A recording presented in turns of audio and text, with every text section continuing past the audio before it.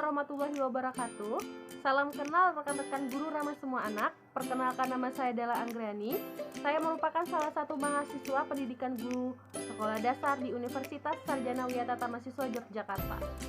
Di sini saya ingin berbagi pengalaman saya selama mengikuti kampus mengajar, yang merupakan salah satu program pemerintah yang menerjunkan mahasiswa-mahasiswa ke seluruh daerah di Indonesia, khususnya di daerah-daerah 3T ataupun di sekolah-sekolah yang masih berakreditasi C.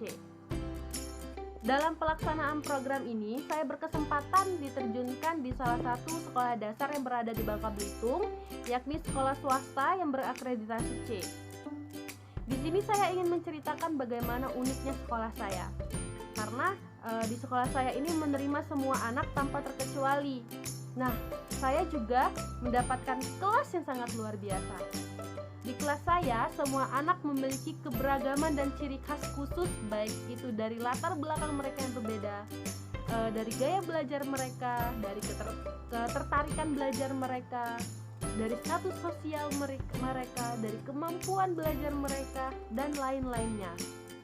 Di sini, saya bersama guru bekerja sama berkoordinasi menciptakan suasana belajar yang fun, nyaman, bermakna, dan tentunya dapat diterima oleh semua anak yang ada di kelas. Saya sangat bersyukur karena selama saya duduk di bangku perkuliahan, saya diajarkan tentang pendidikan inklusif, yang mana merupakan pendidikan yang terbuka bagi semua orang tanpa terkecuali. Setiap orang berhak mendapatkan pendidikan. Setiap orang unik. Setiap orang memiliki kelebihan dan kekurangannya masing-masing. Nah, dalam rangka menerapkan teori-teori yang saya dapatkan tersebut, saya melakukan adaptasi kurikulum di sekolah dasar saat saya melaksanakan kegiatan kampus mengajar. Saya melakukan observasi bagaimana manajemen kelas, bagaimana gaya belajar siswa, apakah mereka masuk di gaya belajar auditori, visual, atau kinestetik, bagaimana ketertarikan belajar mereka, terus bagaimana level kemampuan belajar mereka, apakah mereka berada di level mandiri, atau di level frustasi, ataupun di level butuh bimbingan. Nah, dari kegiatan observasi tersebut, saya dapat mengetahui mana saja siswa saya memiliki gaya belajar auditori, mana saja siswa saya yang memiliki gaya belajar visual, dan mana saja yang siswa saya memiliki belajar kinestetik. Saya juga dapat mengetahui ketertarikan belajar mereka. Ada siswa yang lebih tertarik belajar membaca buku, ada siswa yang lebih tertarik belajar mendengarkan guru, ada juga siswa yang tertarik belajar dengan barang-barang baru yang dibawa oleh guru, dan ada juga siswa yang senang atau tertarik belajar dengan cara guru memberikan tebak-tebakan atau pertanyaan-pertanyaan secara spontanitas. Saya ini sangat unik karena semua siswa tidak sama. Mereka memiliki keunikan yang masing-masing. Ada yang nilai membacanya kurang, namun dalam kegiatan berhitung matematika dia sangat cerdas. Ada juga siswa saya yang dalam kegiatan fisik dia sangat kuat, sangat lincah, namun saat disuruh menulis dia masih kurang. Ada siswa saya yang dalam hal mengingat itu sangat kuat, namun saat dia dibuyar oleh teman atau cekcok sama temannya, hafalannya jadi lupa atau buyar. Selain itu, semua siswa saya sangat-sangat memiliki jiwa sosial yang tinggi dan empati yang tinggi. Mereka memiliki keunikan masing-masing, namun hal tersebut tidak membuat mereka untuk saling mengejek atau saling mendiskriminasi. Selain itu, mereka juga memiliki fisik yang berbeda. Namun, balik lagi, mereka tidak saling mengejek, tapi mereka saling membantu. Lalu, bagaimana cara saya mengajar anak yang berbeda ini? Mereka kan gaya belajarnya nggak sama. Terus, mereka kan ketertarikan belajarnya nggak sama. bagaimana ya? Cara saya mengajar di kelas yakni berkoordinasi dengan guru dan menentukan apakah kita akan menggunakan adaptasi kurikulum atau modifikasi kurikulum. Dalam hal ini, saya dan guru kelas saling berdiskusi, kita akan menggunakan metode pembelajaran apa, apakah kita memerlukan waktu yang lebih lama dalam penerapan atau pelaksanaan kegiatan pembelajaran, kita menentukan media apa yang cocok digunakan dalam materi-materi tertentu, dan kita juga berdiskusi bagaimana cara kita mengembangkan bahan ajar dan lembar kerja siswa yang sesuai dengan kemampuan siswa, dan bagaimana cara kita menilai setiap kemampuan siswa atau hasil dari siswa. Misalnya contoh LKPD berikut. Di sini saya dan guru memadukan kegiatan pembelajaran bahasa Indonesia, IPA dan IPS tentang pemanfaatan teknologi bahan pangan. Di sini siswa diminta untuk menggunting, menempel, dan menulis keterangan serta memberi kesimpulan. Siswa diminta untuk menggunting hasil dari pengolahan bahan pangan. Setelah itu mereka menempelkan di kolom yang tepat. Setelah mereka melakukan hal tersebut, mereka diminta untuk memberi kesimpulan apakah manfaat dari bahan pangan tersebut. Pengolahan rekan sekalian, setelah mereka mengerjakan LKPD tentang pemanfaatan teknologi pangan, besoknya mereka diminta untuk membawa bekal hasil dari penggunaan teknologi pangan. Lalu saat di kelas mereka diminta untuk mempresentasikan makanan yang mereka bawa. Asal mula makanan mereka itu dari bahan apa, seperti itu. Selanjutnya LKPD terkait pembelajaran fun teaching, di mana siswa diajak bernyanyi dalam kegiatan pembelajarannya. Selain itu, siswa juga diajak melakukan kegiatan tebak kata dan tebak gambar. Misalnya ini LKPD tebak gambar. Saat pembelajaran matematika pun, saya dan guru berusaha untuk mengajar dengan menggunakan media yang konkret. Misalnya, saat mengajar tentang tanggal kadaluarsa, saya menyediakan beberapa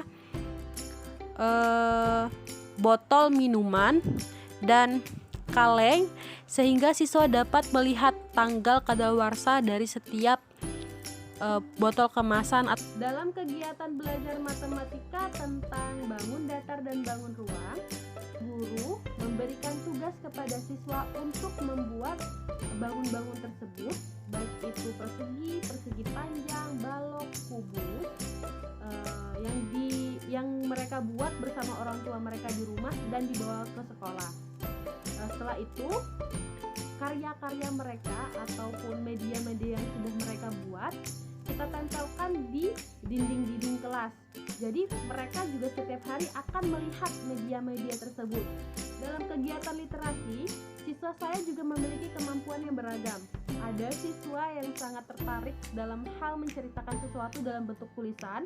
Ada juga yang lebih tertarik dalam bentuk lisan, dan ada juga yang lebih tertarik dalam hal mendongeng.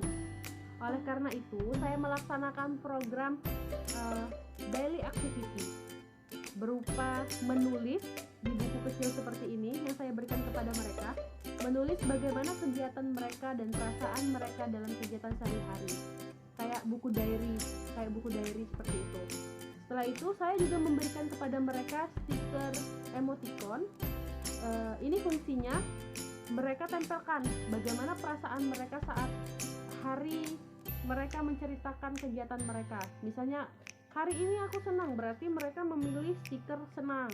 Hari ini aku sedih, berarti mereka memilih stiker yang sedih. Seperti itu. Setelah mereka menulis kegiatan mereka, di paling bawahnya saya meminta mereka untuk meminta tanda tangan orang tua. Hal ini saya lakukan agar orang tua juga dapat menilai dan membantu anak mereka. Oh, anak saya memiliki kemampuan bercerita yang seperti ini. Oh, anak saya masih kurang dalam hal bercerita, atau anak saya masih kurang dalam menyampaikan ekspresi mereka. Nah, bagaimana untuk anak-anak yang lebih senang bercerita? Solusinya, saya mengajak mereka atau saya bertanya setiap paginya, apa yang kamu lakukan kemarin? Bagaimana perasaan kamu? Seperti itu. Selain itu, saat jeda pembelajaran 5-15 menit, 5 atau 10 menit jeda pembelajaran, saya juga mengajak siswa untuk bermain atau melaksanakan kegiatan-kegiatan yang menyenangkan. Misalnya membuat tower atau roket dari kertas-kertas media. Saya mengajak mereka bernyanyi bersama, saya mengajak mereka tebak-tebakan, saya mengajak mereka kuis, dan lain-lainnya. Selain itu, dalam hal manajemen kelas, siswa tidak hanya belajar di atas meja saja, namun mereka juga belajar sesuai dengan keinginan mereka. Kita menyesuaikan dengan keinginan mereka agar saat pembelajaran mereka juga senang. Di sini kita dapat menyadari bahwasannya setiap orang berhak mendapatkan pendidikan. Setiap pendidikan di Indonesia harus terbuka bagi setiap orang.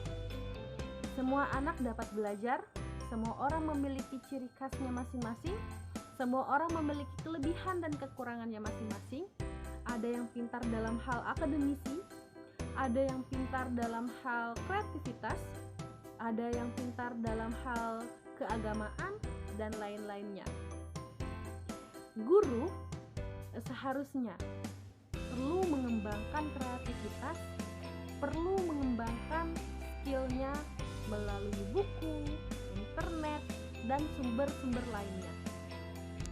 Guru juga harus mengembangkan kegiatan pembelajaran yang sesuai dengan kemampuan siswa, yang disesuaikan dengan kemampuan siswa, dengan metode yang beragam, media yang beragam, dan pastinya media yang konkret, karena anak usia SD itu merupakan anak-anak dengan belajar menggunakan media konkret. Dengan kemampuan yang ia miliki, dia berhak untuk berhasil di kehidupannya. Tidak hanya dengan orang yang memiliki nilai akademisi yang tinggi, namun mereka yang memiliki kreativitas yang tinggi juga berhak untuk berhasil. Mereka yang memiliki jiwa sosial yang tinggi berhak untuk berhasil. Mereka yang memiliki keberagaman yang luar biasa berhak untuk berhasil. Jadi, kita sebagai orang dewasa, orang tua, calon guru, dan siapapun kita tidak boleh mendiskriminasi anak sekolah atau mendiskriminasi seseorang dari tingkat kemampuannya saja. Saya berharap setiap guru dapat melakukan model adaptasi kurikulum, yakni mengobservasi dan mencari tahu bagaimana kemampuan siswa, bagaimana cara belajar mereka, bagaimana ketertarikan belajar mereka, dan lain-lainnya, agar semua siswa yang ada di kelas dapat atau mendapatkan materi, mendapatkan ilmu baru dari gurunya sesuai dengan kemampuan mereka. Materi yang diajarkan dapat mereka pahami dan bermakna bagi kehidupan mereka. Saya Della Anggreni mengajak rekan-rekan sekalian untuk menjadi guru yang ramah terhadap semua anak. Menjadi guru yang mampu memfasilitasi semua keberagaman anak. Menjadi guru yang menyenangkan, yang disenangi oleh siswa. Menjadi guru yang mampu menciptakan dan memberi inovasi-inovasi baru dalam kegiatan pembelajarannya. Apa yang kita lakukan hari ini dapat membantu kesuksesan anak-anak didik kita di kemudian hari. Mari menjadi guru ramah, guru semua anak. Terima kasih. Wassalamualaikum warahmatullahi wabarakatuh.